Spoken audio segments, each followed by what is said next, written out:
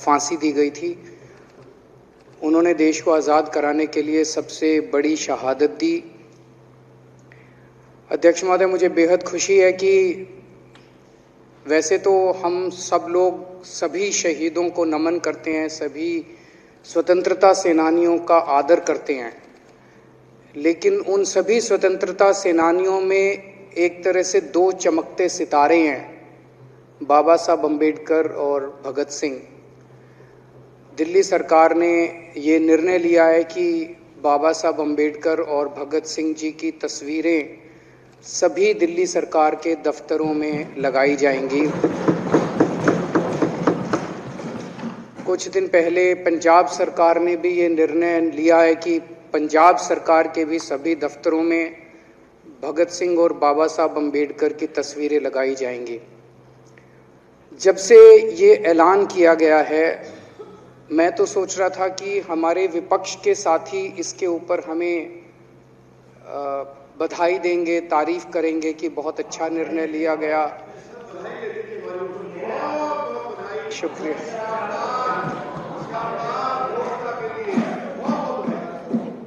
लेकिन जब से ये ऐलान किया है कि इतना, यहाँ तो कहने के लिए कह दिया, बाहर एक मिनट मेरे को पूरा, हमें इतना क्रिटिसाइज किया जा रहा है। बीजेपी वाले कह रहे हैं कि बाबा साहब अम्बेडकर और भगत सिंह की क्यों लगाई, सावरकर की क्यों नहीं लगाई, हेडगेवार की क्यों नहीं लगाई। तो मैं कह रहा हूं भाई, सावरकर की और हेडगेवार की तुम लगा लो। अब देखो, जो बोल रहे थे उसमें तो किसी ने टिप्पणी नहीं की। मैंने कहा भाई सावरकर की बोल रहे हैं, सावरकर की और हेडगेवार की तुम लगा लो, हम बाबा साहब अम्बेडकर की और भगत सिंह की लगा लेते हैं। कांग्रेस वाले चिल्ला रहे हैं, इंदिरा गांधी की क्यों नहीं लगाई, राजीव गांधी की क्यों नहीं लगाई, सोनिया गांधी की क्यों नहीं लगाई। तो हम कह रहे हैं भाई, इंदिरा गांधी की तुम लगा लो, हम तो बाबा साहब अम्बेडकर की और भगत सिंह की लगाएंगे। अध्यक्ष महोदय, मेरे को पता नहीं था ये लोग बाबा साहब अम्बेडकर और भगत सिंह से ऐसी नफरत क्यों करते हैं सारे प्रतिपक्ष के लोग। मैं आपको बताता हूं क्यों करते हैं, और खासकर बीजेपी वाले बाबा साहब अम्बेडकर से इतनी नफरत क्यों करते हैं, मैं बताता हूं आपको। बाबा साहब अम्बेडकर ने संविधान बनाया, मैं बता देता हूं आपको, आप भी सेटिस्फाई हो जाओगे।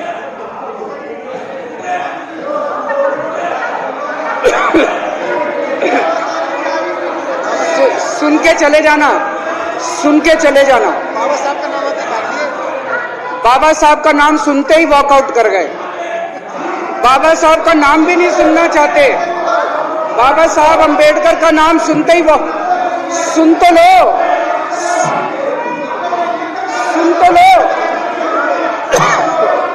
तो तमाशा, और ये सब कुछ जो इन्होंने बोला वो सच बोला, सुन तो लो।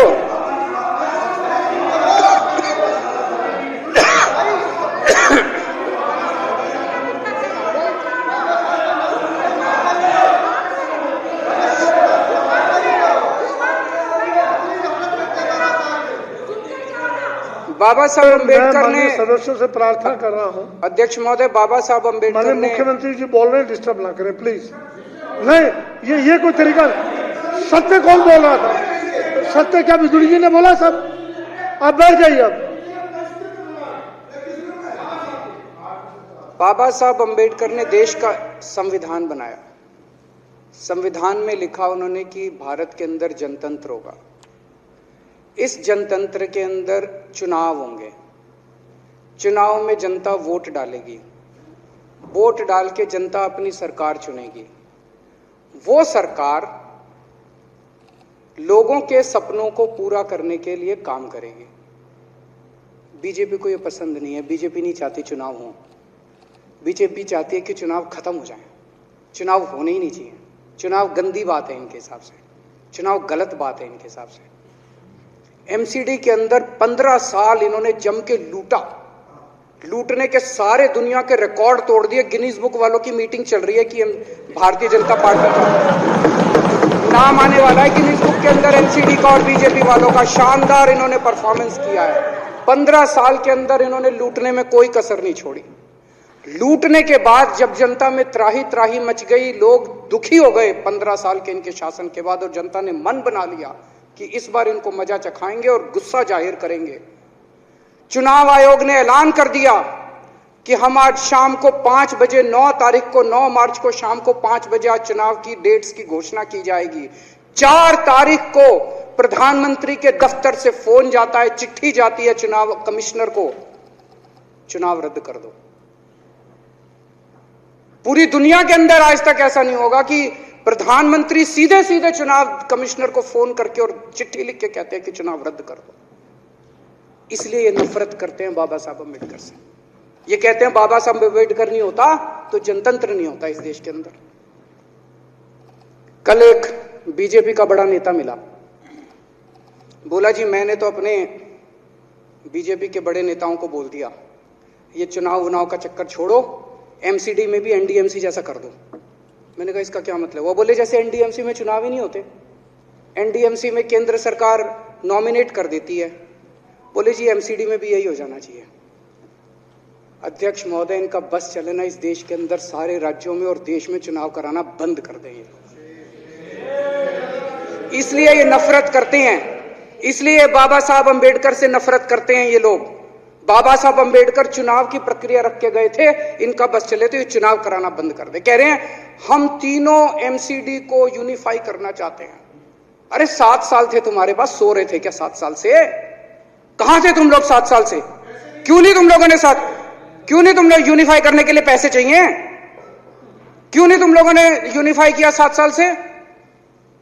चुनाव के 1 घंटे पहले तुम लोग चिट्ठी लिख रहे हो, अब सो के जागे हो कि अब यूनिफाई करोगे। तो यूनिफाई नहीं करना, चुनाव टालने हैं, क्योंकि हार रहे हैं। मेरी हाथ जोड़ के विनती है, हार जीत लगी रहती है, कभी ये पार्टी हारती है, कभी वो पार्टी हारती है, कभी आज बीजेपी हारती है, कभी आम आदमी पार्टी भी हारती है, कभी कांग्रेस हारती है। देश बड़ा है, देश की सोचो।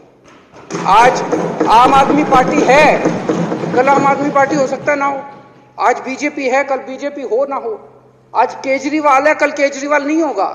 आज मोदी जी हैं, कल मोदी जी नहीं होंगे। कोई बड़ा नहीं है, देश बड़ा है, मुल्क बड़ा है, कौम बड़ी है, समाज बड़ा है।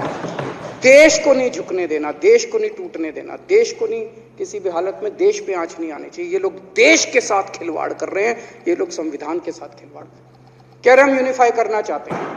इन्होंने एक चिट्ठी लिख दी चुनाव आयोग को कि हम तीनों एमसीडी को यूनिफाई कर रहे हैं, इसलिए चुनाव टाल दो। चुनाव आयोग ने चुनाव टाल दिया। कल को दिसंबर में गुजरात के चुनाव हो रहे हैं। अब जनता कह रही है ये गुजरात हारेंगे। अब अगर ये गुजरात हारेंगे तो ये 10 दिन पहले चिट्ठी लिख देंगे चुनाव आयोग को कि भाई हम गुजरात को और महाराष्ट्र को एक कर रहे हैं, इसलिए गुजरात के चुनाव टाल दो। गुजरात के चुनाव टल जाएंगे। अगली बार ये लोकसभा हारेंगे, चिट्ठी लिख देंगे जी ये पार्लियामेंट्री फॉर्म ऑफ सिस्टम बड़ा खराब है, हम प्रेसिडेंशियल फॉर्म ऑफ सिस्टम ला रहे हैं, संविधान बदल रहे हैं, चुनाव टाल दो। चुनाव टल जाएंगे। ये क्या मजाक बना रखा है इन्होंने, नौटंकी कर रखी है इन्होंने।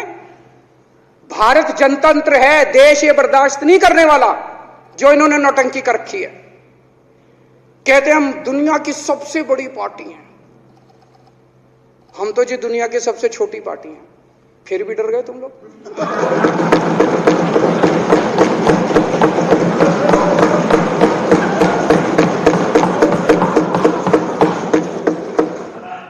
दुनिया की सबसे बड़ी पार्टी दुनिया की सबसे छोटी पार्टी से डर के भाग गई। क्या कायर हो यार। हिम्मत है तो चुनाव लड़के दिखाओ बीजेपी वालों, मान जाएंगे तुम।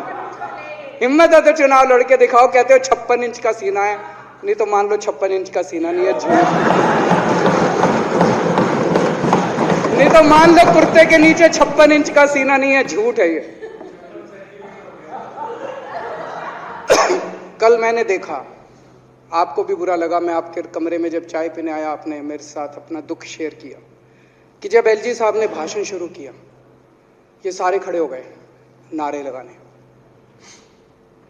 क्या कश्मीर फाइल्स टैक्स फ्री करो, और पीछे से 2 जने कह रहे थे दारू की दुकानें बंद करो। अब इनको भी नहीं पता आज नारे किस चीज के लगाने। ऊपर से आया तो था ऊपर से आया तो था तो 2 जने कह रहे थे दारू की दुकान बंद करो, आगे वाले कह रहे थे कश्मीर फाइल्स टैक्स फ्री करो, फिर दूसरे वाले ने कहा बे आज कश्मीर वाला नारा लगाना है।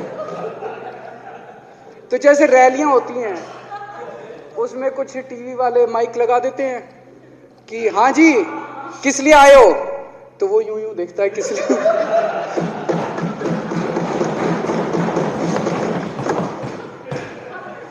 क्या हाल बना दिया इनका। इसलिए थोड़ी राजनीति में आए थे, एक पिक्चर आई थी बंटी और बबली, उस पिक्चर में एक सीन था, कुछ लोग एक नेता के घर के सामने जाते हैं, हमारी मांगे पूरी करो, हमारी मांगे पूरी करो। नेता बाहर आता कहता है क्या मांगे हैं, तो सारे एक दूसरे की तरफ, उनको पता ही नहीं क्या मांगे। आज सारे देश की सारी भारतीय जनता पार्टी एक पिक्चर के पोस्टर लगा रही है गली गली में जाके। पूरी सारी भारतीय जनता पार्टी देश में एक पिक्चर के पोस्टर लगा रही है। इसलिए राजनीति करने आए थे, पिक्चरों के पोस्टर। अपने बच्चों को क्या जवाब दोगे? घर जाके बच्चे पूछेंगे पापा क्या काम करते हो? पिक्चरों के पोस्टर लगाता हूं।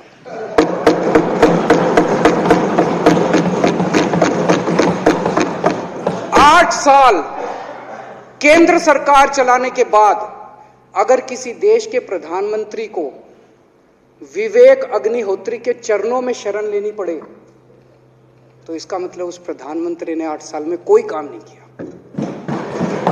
8 साल खराब कर दिए। बताओ, विवेक अग्निहोत्री के चरणों में उनको शरण लेनी पड़ रही है, बचा लो बचा लो बचा लो।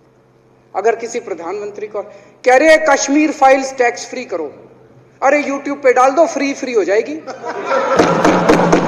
टैक्स फ्री क्यों करा रहे हो?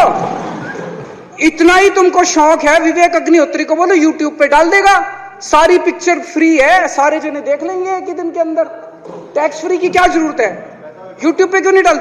कल एक मैंने अखबार में पढ़ा, हरियाणा के अंदर एक भारतीय जनता पार्टी का ही एक एमएलए था, उसने कहा आज मैं पार्क के अंदर इसकी फ्री स्क्रीनिंग करूंगा। तुरंत विवेक अग्निहोत्री का ट्वीट आया खट्टर साहब के, खट्टर साहब देखो ये फ्री में कर रहा है, इसको बोलो टिकट लेके करेगा। भाई साहब, कश्मीरी पंडितों के नाम पे कुछ लोग करोड़ों रुपए कमा रहे हैं और तुम लोगों को पोस्टर लगाने का काम दे दिया। आंखें खोलो, क्या कर रहे हो तुम लोग? वो करोड़ों कमा गया, कश्मीरी पंडितों के नाम पे करोड़ों कमा गया और तुम लोग पोस्टर लगाते रह गए। क्या हाल बना दिया तुम लोगों का यार। आंखें खोलो तुम लोग।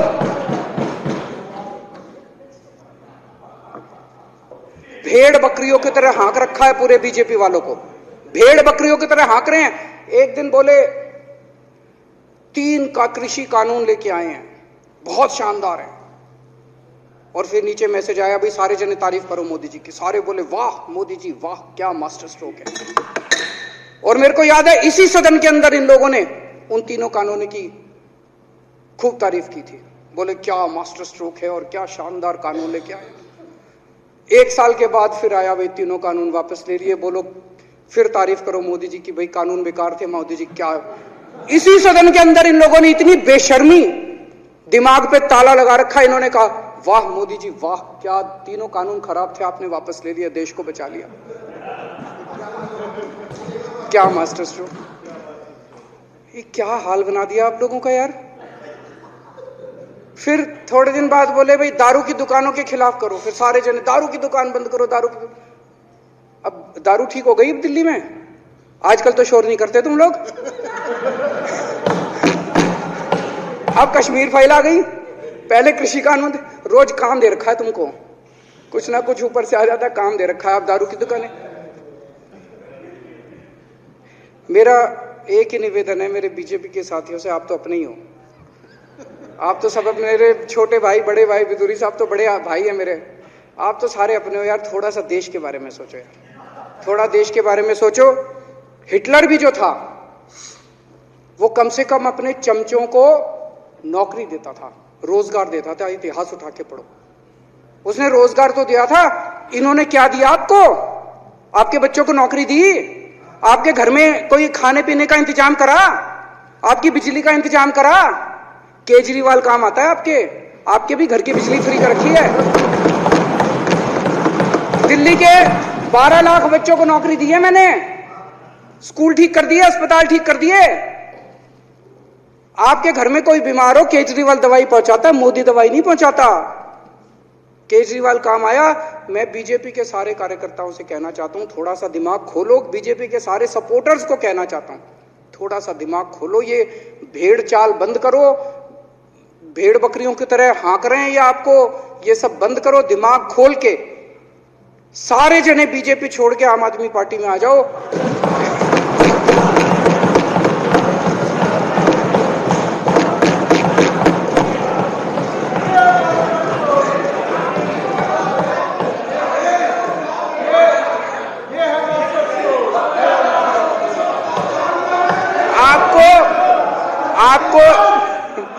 आपको इज्जत मिलेगी, सम्मान मिलेगा। आपसे कतई झूठे नारे नहीं लगवाएंगे। राष्ट्र निर्माण में आपको साथ लेंगे हम, राष्ट्र निर्माण करेंगे आपके साथ मिलकर। ये पोस्टर भी नहीं लगवाएंगे झूठी फिल्मों के। और जो भी करना हो, कम से कम यार ये पिक्चर का प्रमोशन करना तो बंद करो। ये गंदे लगते हो तुम लोग, अच्छी शोभा नहीं देता आप लोगों को। यार आप अच्छे आदमी हो, कुछ करने आए थे राजनीति में, कहां पिक्चर के पोस्टर और प्रमोशन करने में लगा दिया। कल एलजी साहब की स्पीच पूरे देश ने सुनी। एलजी साहब को एक तरह से केंद्र सरकार का नुमाइंदा माना जाता है। एलजी साहब ने भी हमारी सरकार की कितनी तारीफ करी। 50% जीडीपी 5 साल के अंदर बढ़ गया। भारत में आज तक कभी किसी राज्य का नहीं बढ़ा। इतने शानदार काम दिल्ली सरकार ने किए हैं कि केंद्र सरकार द्वारा नियुक्त एलजी साहब ने भी दूसरी सरकार की, आम आदमी पार्टी की सरकार की भूरी भूरी शब्दों में तारीफ की। मैं एलजी साहब का बहुत बहुत शुक्रिया अदा करना चाहता हूं और इस धन्यवाद प्रस्ताव का समर्थन करता हूं।